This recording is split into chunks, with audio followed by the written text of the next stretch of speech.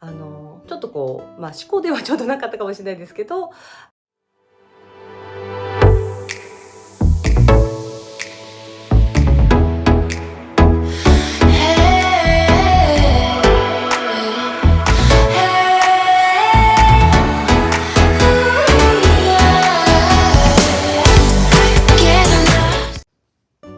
美容整体の大倉美希です。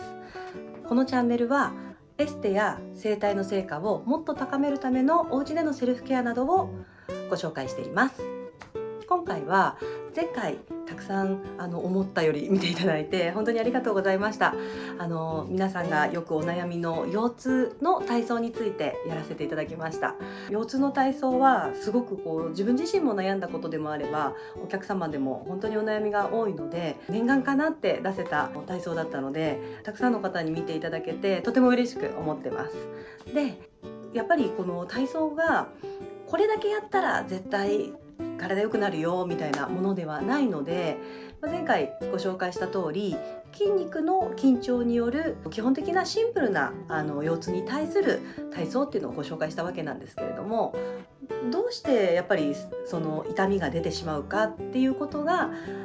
体が痛くないような重心で痛みが出るピンポイントの負担みたいなのを減らすための、体がうまく重心を逃がせるバネみたいな自由の利く関節だったりとか筋肉の柔らかさだったりとかっていうのを維持するための運動になってます。でその中でウィリアムズ体操っていうのだったりマッケンジー体操っていうのがとても一応有名な体操にはなってるんですけれども、でも皆さんこれって学生時代の運動前にやられたことないですか？やっぱりアキレス腱伸ばしだったりとか内もも伸ばしていったりとか、そういったことで筋肉の前後左右のバランスを整えるっていうことが大切っていうことを、お伝えできたらなと思います。で、自分自身でこういうケアをしておけば、整体や他のケアに行った時に非常に効果的に体が改善したりとか、季節の変わり目とか違ったお痛みが出る時もとっても改善しやすくなるので、ぜひお家でも素直な体づくりの一環でやっていただけたらと思います。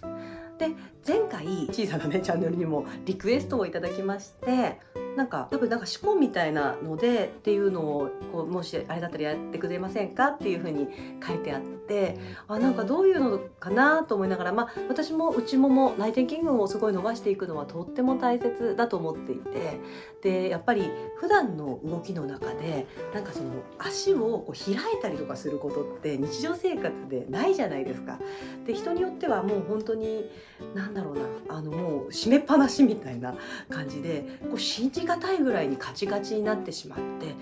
これどうすんだみたいな硬さになっちゃってることも整体師目線でもすごく多いんです。なので内ももを伸ばしていく体操の一つにリクエストいただいた相撲の四股みたいなやり方は非常にいいと思います。で、やっぱり体操やっていく時に楽しくできたらいいなっていうのがあるので、ただ私ちょっといくつかとてもいいお相撲さんが教えてくれるような四股の踏み方とかも見たりとかした時に、やっぱり簡単じゃないらしいんですなのでお痛みが出たりとかしやすい方っていうのは急にやったらわーみたいなかなり刺激を受けてしまうと思うので、まずその前の準備体操をしてできるような状態を恐る恐るじゃないですけど大丈夫かなっていうのを確認しながらやっていくと事故がないかなと思いますので、ぜひ自分の体を知りながら運動を取り入れてみてくださったらなと思います。私もそうします。はい、というわけで今日も腰痛の体操第2弾ということで、ちょっとステップアップしたというか応用幅を広げた体操をやってきますので、ぜひ最後までご覧になってください。はい、それではやっていきます。レッツトライ。はい、というわけで今日は内ももを伸ばしていく。で、私整体の勉強を始めた時に先輩の整体師の人に、腰痛がある人は内ももがカチカチになってる人のタイプも結構いるよなんてことを教わりました。で、だから内ももをね横にしてしっかりほぐしてあげるんだよみたいなことを教わっていて、本当に全ての方ではないですけど、やっぱり筋肉が足りないタイプの方もいて、で足りないんだけど内ももがワイヤーみたいになっちゃってるみたいな、もうなんか信じられないような気合の入った硬さになってる方もいて、でそうすると私わりかし多分運動すごくするわけじゃ実はないんですけど、わりかし柔らかい方ではあるとは思うんですけど、ただやっぱりこうやって開いてるってことが先ほどもお伝えした通り、あんまりある動きじゃ日常生活の中で足ね開きっぱなしなんてことなかなかないので、この運動に関してはなんかありませんか？これ急にやったらなんかすっごいなんか痛い感じになっちゃったみたいな。でやっぱり整体の考え方っていつも私お客様にもお伝えするんですけど、前と後ろとこう左右、360度もすごい複雑に言えば全部の角度から見てバランスが取れている筋肉の柔らかさ、伸び具合、硬さ、ちゃんと補強する力も持ってるし、動いた時の柔軟性も持ってる、パワーも持ってるとか、やっぱり1個だけで健康って成り立ってないわけですね。なので内ももを伸ばしたりとかした時には今度は外側も伸ばしましょうという感じで、反対側を伸ばす、筋肉とかでいうとね、拮抗筋とかいろいろそういった考え方もあるとは思うんですけれども、もう体感するままに反対側を伸ばしていくっていうことを心がけていただけたらなと思います。はい。で、さっきからねちょっとこの体勢になってるんですけれども、実際にやっていくと、股関節、例えば股関節を開いて伸ばしたりとかするときに、変形の股関節症の方だったりとか、全ての方ではないですけど、結構こう開かない、もうなんかここからいきませんみたいな方もいらっしゃると思うんですよ。うちちょっと家族でね、変形の股関節の、家族がいて、で、やっぱり本当にそんぐらいしか開かないのっていうぐらいで、本当にすごく痛いみたいなんですね。でそういった場合はお医者様だったりとか、ちゃんと専門の方っていうのは、その形状が、どんな形状が正常なのかっていうことだったりとか、あとは角度的に何度ぐらいが正常の可動域ですよって動きの範囲ですよっていうことをご存知だと思うんですね。全部全て出なくても本とかで見てすぐ分かるような知識や材料を持ってる人が私専門家だと思います。なので自分がちょっと痛みがあるなって思ったら、遠慮なく自分で見てもいただいてるような整体の方にこうやると痛いからこの動きはちょっと怖いとか、そういった不安も必ず教えてください。私たちやっぱりそういった判断材料をたくさん整体する時に欲しくてですね、でそれがあれば本当に近道で改善していくことも非常に多いので、ぜひ痛いとかそういったことは担当のね体見ていただいている方にお伝えください。でまず足裏をくっつけて、この体に近づける具合とかも、今すごい力入れてないとこの体勢取れないみたいな開き方とかはちょっとやっぱり負担があると思いますので、楽な感じでもすごいこう前に出しちゃったりとかしたら伸ばしてもね、ここあんまり動きませんから、ある程度ねこういう自分がこのぐらいかな、しっくりくるなみたいな場所を探してみてください。で、まずこれやったことありますかね。パタパタパタといった感じで足をだいたいやっぱり30秒ぐらいパタパタしていただけるといいかなと思います。でこれもなんかすごい力入れるとかでもないですし、軽くね軽い感じでパンパンパンって感じでやっていくといいと思います。で私ねすごくダメな先生じゃないですけど、今ベッドの上でやっちゃってるんですね。実際には前回もそうでしたけど、こういった不安定なところでやるのは本当はおすすめしません。ただ残念ながらちょっと動画撮っていくのがちょっとこのスペースしかないので、ちょっとご了承ください。なので皆さんはお尻が痛くならないような何か引いてる状態だったりとかで、かつこんな不安定なところじゃなくて安定した落ちたりとかしない安全な場所でぜひやってください。でやっていくとちょっと響いてたりとかね、なんかいろんなことを感じるかなと思います。でこう開きっぱなしなので、この辺のね付け根あたりが痛くなったりとかすると思います。でそしたらじゃあどうしましょうってことを前回もやったと思うんですけれども、こういった感じでマッケンジーですね。マッケンジーは最初は肘をついて、で痛みが大丈夫であればぐーっと持ち上げていくっていう感じでやってみてください。でそうするとちょっと伸びてくるかなという感じで、その中で無理のない程度でできる方腰がそんなにすごく悪いんじゃないよって方であれば、ちょっとこうひねったりとか、ちょっと起こし方を手をクロスしてというかね、斜めにして片方の手を自分の鼠径部の下に置きながらこう、ね、伸ばしていくなんてことをすると、ちょっと違った動き方を作れるかなと思います。はい。でですね、今度はやっぱり仰向けになっていただいて、で股関節を回していく運動っていうのをやっていくといいかなと思います。で股関節を回す時には大きく、なんか五輪とか言う人もいるかもしれません。で気になるようであれば、やっぱりそういったところがもう本当目で見るしかないですので、レントゲンとかね、そういったので見てくださいね。で私もでも多少コリコリ言ってます今。コキッとかって、これクリック音っていうんですけどね、なんかやっぱりちょっと引っかかりはあるようです。でだいたい10回ぐらいこう回して、で自分がこう痛くなったりとかね、疲れない程度の回数をちょっと見つけてみてください。できるようになったら20回を何セットか3セットぐらいまで増やしていけると非常にいいと思います。でぐるぐるぐるぐる回していったら、今度は反対側もしっかり回していきます。でこう回していく時に体にしっかり膝を引き寄せるような感じでちゃんと近づけるし、下に行った時は伸ばしきる、上げて伸ばしきるという感じで10回ほどやってください。回してね、ほぐれていくとコリコリ言ったりとかする人もいるかもしれません。ただガコンとかね、なんか結構響きが大きかった場合はちょっと無視しない方がいいと思います。はい、っていう感じでちょっとこの辺をほぐしていって、で、前回はこういう感じでね、こっちの方が見やすいか、こういう感じでね、この前のところが伸びるような感じで、この前の伸び具合、例えばこの体勢ここまで寄せれないよとか、いろんな方いると思うんです。それはもう自分の足の置く場所とかを見つけてて、すごい得したらそこも半端ないやっぱ痛くなりますし、寄せすぎてもなんか全然伸びないんですけどみたいな感じになるので、基本的にはちょっとこう自分の体がある位置よりはちょっとだけかかとが前で、倒れ込んだ時に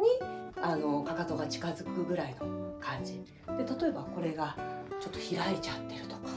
ね、よりはやっぱり一本足が真後ろにこう来てるような形で、これが体を倒してこういう動きを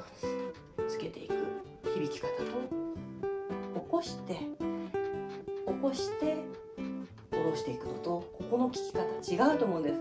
体がどんな反応をしているか確認して10回ぐらいねバウンドしてみてください。でこういう風にね、反対側もで、右と左で響き方ちょっと違うかもしれないです。なので、先ほどもお伝えした通り、どの位置で例えばこうやってね、倒れそうだ、私ちょっと手ついちゃってるんですけど、例えばこんな風にやったりとか、例えばちょっと反対にね、こんな風にやったりとか、全然響き方違うと思うんです。あくまで後ろに差し出している、後ろに放ってる足の前の鼠径部がちゃんと伸びるような形で、そうするとここが一本道になるような形でまっすぐ足を伸ばして体もまっすぐある、右側のまっすぐが崩れないようにやっていただくといいかなと思います。で四股っていうのは本当にちゃんとねこう足幅開いてとか、こういう風な形になってとか、ちょっと全然見えないですけどね。で例えばバスケのね部活なんかやってた方なんかこんなことしませんでしたか？こんな感じでやっていくのも本当にここも伸びます。なんですけれども、やっぱり片方ずつやっていくのが非常にシンプルにアプローチできますので、これ私は多分割と柔らかい方かもしれないです。だからこれが足が前にあるのか、ただ私はやっぱりストレッチをあんまり回数こなさずに効かせていきたいので、できる感じで膝を開く、そして足もちゃんとあっちにまっすぐあります。で倒れないような感じで倒れないような感じなんですけど、今度はですね、さっきの鼠径部を伸ばす時と違って、内側を伸ばす時はまっすぐになると倒れちゃうんです。なのでちょっと手をついていただいて、こんな感じでやっていくと伸びるかなと思います。で、つま先がフレックスで自分の方を向いているのか、ポイントであっちを向いているのかで効く場所ちょっと違いませんか？なので私はねフレックスよりはポイントでやっていく方が好きなので、美容的な体の作り方をするときに筋肉を縮めたままやるよりは伸ばしながらやってた方が絶対足も長くなったり筋肉のつき方も部分的じゃないから綺麗な筋肉のつき方するんですね。なのでなるべく大きく長く伸ばしながらやっていただけるといいかなと思います。で10回ぐらいやっていただいたらちょっとここが痛いよみたいな方もいると思うので、しっかりさすったりとかしてあげていただいて、で今度反対パキって言いましたね。これはクリコーですね。でこんな感じでつけていただいたら、ここ伸びてますね。でこの足の置く位置をねどうとかってとんでもない音になってますけど、この足を置く位置がどこに置くのかって言ったら、体に対して、なるべくここに効かせるんだぞっていう一本の道を自分で見た時に分かる位置を作ってください。そしてなおかつ、少し私は開いて一気にアプローチできるように、私はちょっと柔らかい分効かせるのに柔らかい方のデメリットなんですけど、深い部分を効かせるのが逆に大変なんですね。なので柔らかいんであればちょっと開き気味で、硬いんであれば無理しない、ちょっとしっかり体を支えてあげる。だけど、しっかり効かせたいよっていう柔らかい方は開いて、なおかつ体をちょっと落としながら、ここに効いてるんだぞっていうのを感じながら落としていってください。はい。ちょっとあんまりねリクエスト通りの内容ではなかったとは思うんですけども、じゃあまとめで復習させていただくと、最初にやる前に急にやらないでパタパタパターっと、もうポカポカになってますね。パタパタパターっと足を開いていただいて緩めて、できたらちょっと前屈したりとかするとちょっとね後ろの部分が伸びたりとかしていいと思います。できるんであればケンジみたいな感じでぐーっと伸ばしていただいて、で前回同様鼠径部を伸ばしていったら、そこに今回は付け加えて横からね伸ばしていくっていうのをやっていくといいかなと思います。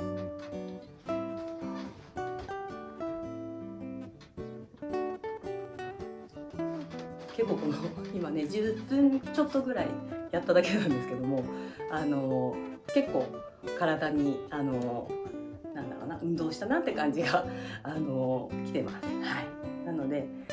ちょっとした運動ってつまんないかもしれないですけど、すごく毎日やっていくだけで効果は本当に何倍ものものになるし、整体を受けた時に最初にお伝えした通り効果を受け取るのがすごく楽になるので、ぜひこうやって体作りをねちょっとしたやったことある運動だと思うので取り入れていただけたら嬉しいです。でじゃあ毎日バージョンということで、今度ねこれは別で本当は撮っていこうと思うんですけれどもやっていこうと思います。